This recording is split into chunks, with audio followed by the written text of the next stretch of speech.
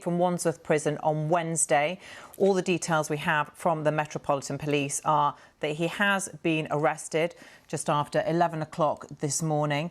They did release a statement earlier on this morning saying that they believed he was in the West London Chiswick area. They have now said on their website they apprehended him just after 11 o'clock today, Saturday morning, in the Chiswick area, and that Daniel Khalife is currently in police custody. They are thanking the public and the media for their support throughout their investigation to locate him, and they say they will provide a further update on his arrest. Well, just to remind you, Daniel Khalife escaped from Wandsworth prison in South London on Wednesday by clinging on to the underside of a delivery vehicle. And initially, police said they had no idea where he was and that they thought he may possibly have left the country, but they did continue focusing their efforts on searching the West and South London areas. And then earlier on today, the Met Police confirmed that they were focusing their efforts in and around the Chiswick area. This was after intelligence-led activity and some confirmed sightings in that area overnight, including, they said, calls from members of the public. They said that police were continuing to comb that area today, carrying out intensive search activity. They said that as far as what he looked like, what he was wearing, they believed that he was wearing a black baseball cap, a black T-shirt, a dark-coloured bottoms, and also carrying a small bag or case. They urged the public to continue to look out for him and to contact 999 if they saw him. But they said, please do not approach him, even though we don't believe he is a threat to the wider public. And now, in the past few moments, the Metropolitan Police have confirmed they have arrested this man, 21-year-old Daniel Khalife, the ex-soldier who escaped from Wandsworth prison on Wednesday. He escaped clinging to the underside of a truck. He was working in the kitchen at the time, and this was a food delivery vehicle. Lots of questions being asked about how he managed to escape, a prison where he should have, of course, been secure, and many measures in place to make sure that prisoners can't escape. So various investigations underway into what went wrong there, but the police, the authorities, will no doubt be extremely relieved that Daniel Khalife, a 21-year-old former army soldier who was in prison on charges of trying to spy for an enemy state, understood to be Iran. He was due for trial in November. He escaped, so they will no doubt be relieved that he has now been apprehended and is back in police custody. Well, they also released footage yesterday of Mr. Khalife being transported in that vehicle and then coming out of that vehicle, the underside of that vehicle, not too far away, when the truck stopped near the south entrance to Wandsworth roundabout. And a member of the public reported seeing Mr. Khalife crawling out from underneath that vehicle. So that was a major lead for the police. And over the past few days, they have been combing various parts of South and West London. Let's talk to Dominic Cassiani now, our Home Affairs correspondent, who's following all the developments for us. Hi, Dominic. And this confirmation, no doubt a huge relief to the authorities in the past few minutes that Daniel Khalife has now been arrested. Hi, Dominic. Can you hear me?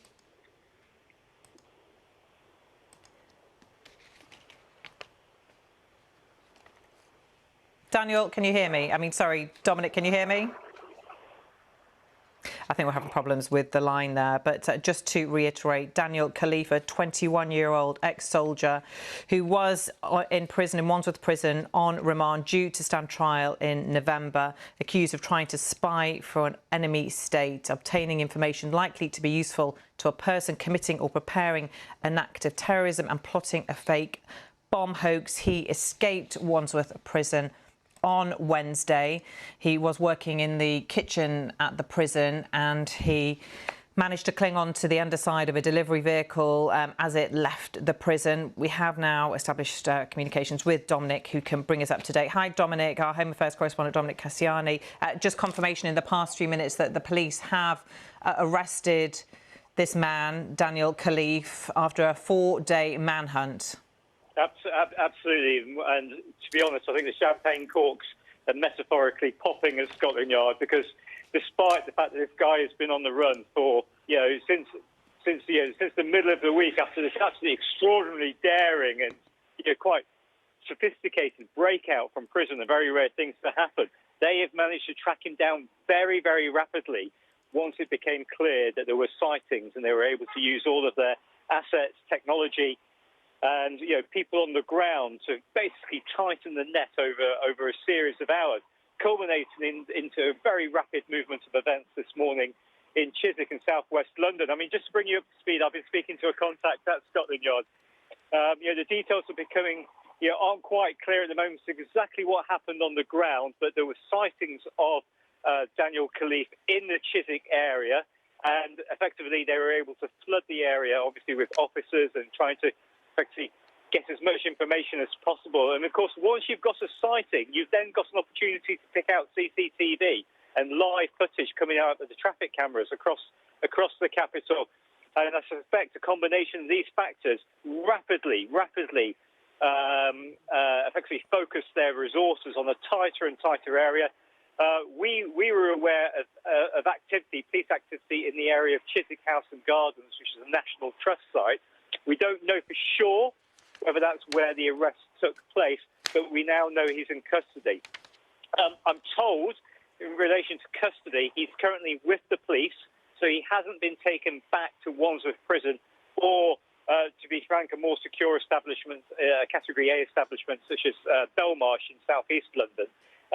What's going to happen next isn't quite clear. I suspect he will be taken into interview to try and clarify the circumstances of his arrest, because a key element for the counter-terrorism officers in this case now are not just that they've got the man they were looking for, but whether or not he actually had any help from anybody else, because obviously there is a wider question there about whether or not there's somebody out there who assisted in this breakout that they need to now track down and bring into custody as well.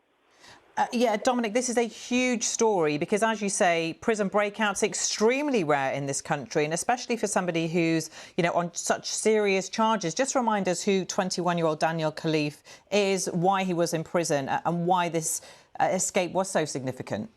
Yeah, well, Daniel Khalife was effectively a remand prisoner at HMP Wandsworth. That means he'd been accused of crimes, and he was awaiting trial. That was due to take place in November.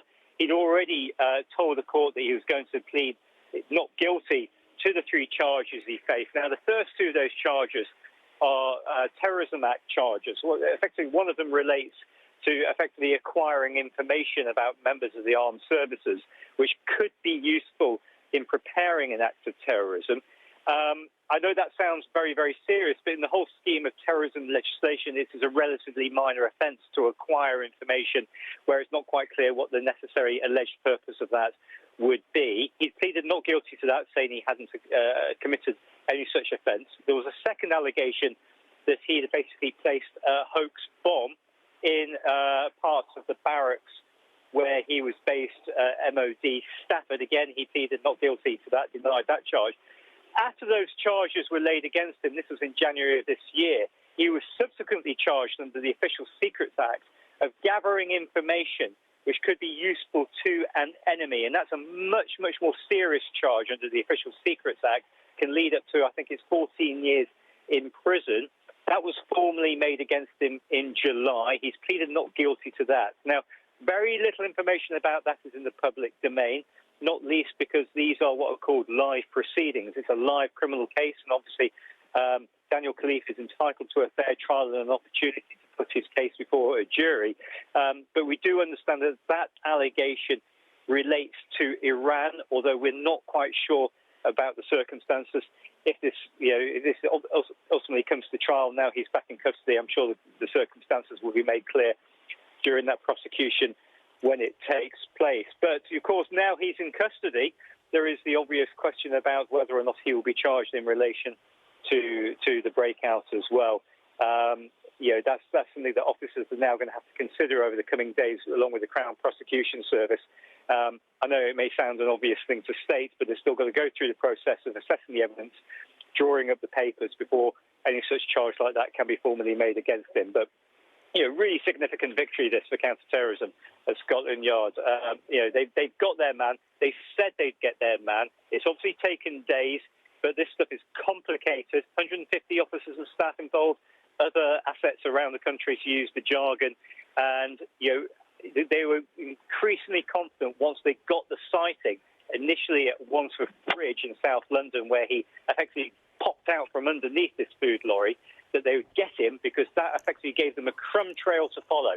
And that crumb trail is always so important in these situations. Once you've got that sighting, you can then start looking at, well, where did he go next? Let's look at the CCTV image. Let's do the door-to-door knocking. If the man is using some kind of payment card, let's look at financial transactions in the area. Those kind of things. And you build up that picture very, very rapidly. And, the one thing you can say about these kind of operations is they've got a lot of experience at Scotland Yard in trying to track down people very, very rapidly. And even if it takes days, they generally speaking, they tend to get there in the end.